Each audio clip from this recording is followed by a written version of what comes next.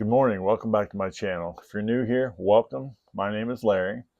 The question of the day is, should you withdraw your retirement funds early? Withdraw them early. Uh, the answers are going to be varied. I can promise you that. And I'm sure I'm going to get a lot of flack for this video, but that's okay. There's a lot of opinions. There's a lot of financial people out there that are way smarter than me. This is just what I've experienced myself. I am not an expert. I'm not a financial planner. I'm not a tax expert. But I was very aware of the tax laws that pertain to me and my business and my personal taxes. So I had to make some decisions based on those facts. Now, you can put in the comments if you ever had to withdraw some funds early and why. I'm sure there's a lot of different reasons. You may not want to say why you did it, but I'm going to in this video why I did. I did. Every fiber in my being, when I started this, every fiber in my being said, do not do this. Do not do that. Do not withdraw these funds. Now, I didn't have a 401k like a lot of you all had. Some of you have pensions, I'm sure. I had what's called a self-employed IRA. It works just like a regular IRA, except it's for designed for self-employed people, which I was. So I put funds away steadily over the years, not tons of money, but I put funds away steadily. Come to find out recently, as I was doing some research for this video, somewhere around 15 to 17% of people who have 401ks right now have loans out against them.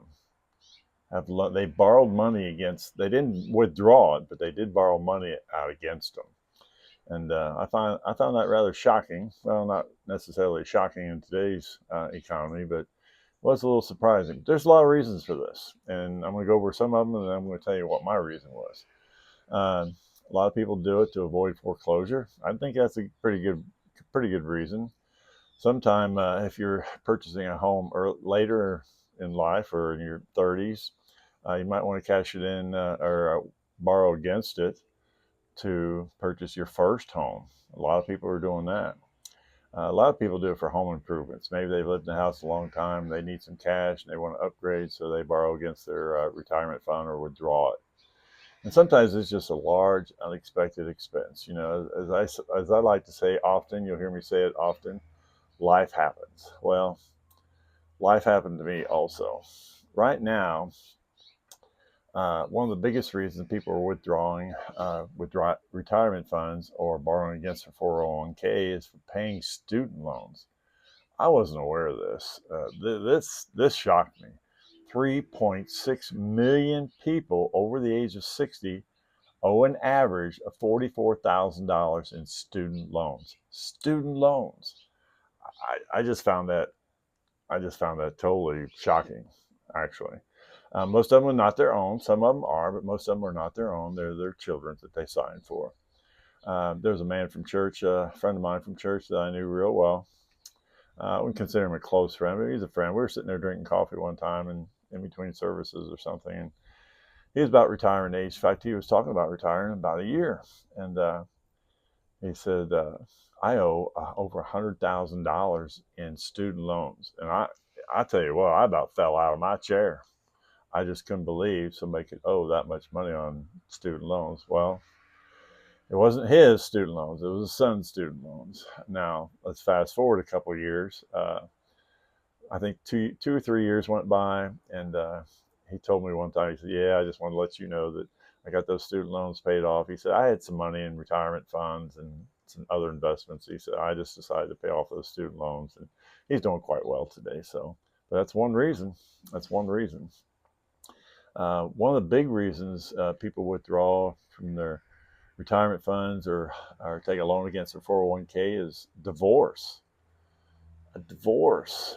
I wasn't aware of this. To be honest with you, I'm not around that many divorced people, second marriage people. But this was a young man I was mentoring for about 2 years, I guess. And when we first started meeting, he was quite a bit younger than me. I think he was in his early 40s then. This has been fairly recent. And he was having marital problems, and I was trying to help him through it. Well, long story short, they ended up getting a divorce. And when it came to split their asset, he didn't want the divorce, she did. when it came time to split their assets, he had to borrow against his 401k or cash it in or something, some of it in as part of the divorce settlement. I can see that happening a lot these days. In fact, I think he still owes her money because it wasn't an equitable thing. But anyway, that's another story. But divorce is a big reason people withdraw retirement funds early. The biggest reason that I can think of to do this is what is the reason I did, and that's paying off debt. When I was around late 50, 60, 61, somewhere in there, all the years have kind of blurred together now.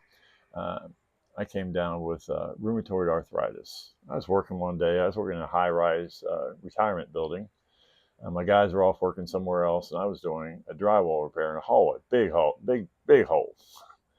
And part of my job was to do the drywall repair there. So as the day went on, I had to make several trips. Although I had a cart and I had all the tools I thought I needed, and I had to make 3 or 4 trips out to my van to get something. And every time I went, my right knee started bothering me. Well, by the end of the day, I couldn't walk. My wife had to take me to the ER, and my knee had swelled up to twice its normal size. And I made a video about this way back a month or two ago, if you want to look that up. But anyway, over the next 3 years, things happened to my body that I had no control over. My right elbow swelled up one day, the size of a grapefruit. There were days, it was horrible. They knew what it was, but they couldn't figure out the drug that it was going to take to fix it. So this went on for 3 years. So for 3 years, I couldn't work. I was no longer contributing to my IRA, my self-employed IRA, because I had no extra money. In fact, we kind of blew through savings. And I didn't think my life I thought my life was over, actually. There were days I could not turn a doorknob. There were days I could not drive because my hand would not grip the steering wheel because it hurt so bad and was swelled up so much. But after about 3 years, it's a long story and I'm not going to get into it now. It went into total remission. I'm calling it a miracle with medical help, but it happened a lot quicker than they ever thought it would. So I'm in total remission now. But I couldn't work for 3 years, so it was decision time. I had a lot of debt, mortgage. I think we had vehicles paid off by then, but I had a lot of debt. But while I was going through this pain and suffering, I didn't know if I was ever going to be able to work again. I was able to work a few more years and save a little bit of money. I didn't know if I was ever going to work again. I didn't want to be sitting there on a couch in pain and having this debt when I had money sitting in self-employed IRA. Now, the way the tax laws work on that, you can withdraw it without penalty at 59.5, and I had qualified.